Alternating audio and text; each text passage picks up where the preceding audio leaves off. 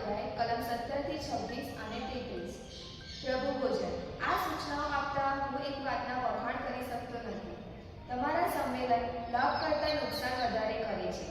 પહેલું તો એ કે તમે ધર્મસ્વરૂપે ભેગા થાઓ છો ત્યારે તમારામાં ભાગલા પડી જાય છે, એવું મેં સાંભળ્યું છે અને કેટલેક અંશે હું એ માનું પણ છું. તમારામાં જેઓ સાચા છે તેઓ બહાર આવે એટલા માટે તમારામાં પક્ષો પડે એ આવશ્યક છે. એટલે તમે જ્યારે ભેગા થાઓ છો ત્યારે પ્રભુ ભોજન જેવું નથી હોતું, કારણ સૌ પોતપોતાનું ભોજન ખાવાની ઉતાવળા થઈ જાય છે. પરિણામે કોઈ ભૂખ્યો રહી જાય છે તો કોઈ પીને છાપતો થાય છે. ખાવા પીવા માટે તમારે ઘર નથી કે શું? પછી તમે પરમેશ્વરના સંઘની અવગણના કરો છો અને ગરીબોને શરમમાં નાખો છો. મારે તમને શું કહેવું? મારે તમારા વખાણ કરવા? આ બાબતમાં હું તમારા વખાણ નથી કરતો.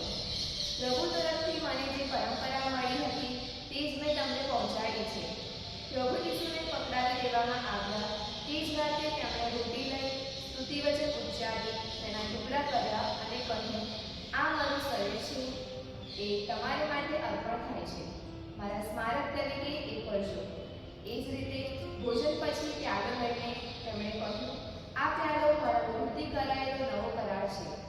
જ્યારે જ્યારે તમે એનું પાન કરો ત્યારે ત્યારે મારા સ્મારક તરીકે એ કરજો. એટલે જેટલી વાર તમે આ રોટી ખાઓ છો અને પ્યાલો પીવો છો તેટલી વાર તમે પ્રભુનું આગમન થતા સુધી તેમના મરણની ઘોષણા કરો છો. એટલે મારા ભાઈઓ, જ્યારે તમે પ્રભુ ભોજન માટે ભેગા થાઓ ત્યારે એકબીજાની રાહ જુઓ. જો કોઈ ભૂખ્યો હોય તો તેણે ઘેર ખાઈ લે, તેથી સમરૂપે ભેગા થવાને કારણે તમે સજાપાત્ર ના થાઓ. બાકીની બાબતો વિશે હું આવીશ ત્યારે નિર્ણય આપીશ. આ પ્રભુ નાય છે એ આપણો આભાર છે. આજના સત્સંદેશમાં સંત પાઉલ આપણને જણાવે છે કે જ્યારે આપણે પ્રભુ ભોજન લેવા ભેગા મળે ત્યારે આપણે આપણું મન અને હૃદય એક કરીને ભોજન લઈએ. આપણે આપણા જીવનમાં સંયમ રાખીએ અને પ્રભુનો આપણા જીવનમાં આભાર માનીએ તથા જે બાબતો આપણને પ્રભુના વચન દ્વારા તથા આપણા ધર્મગુરુ દ્વારા શીખવવામાં આવે છે તે આપણે આપણા શ્રદ્ધાળુ ભાઈ બહેનો તથા આવનારી પેઢીમાં પીરસતા રહીએ.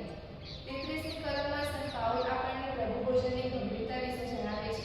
પ્રભુ ભોજન તે એક આત્મિક ભોજન છે જે આપણને પ્રભુ ઈસુની આજ્ઞા રૂપે કરતા રહેવા માટે કહેવામાં આવ્યું છે.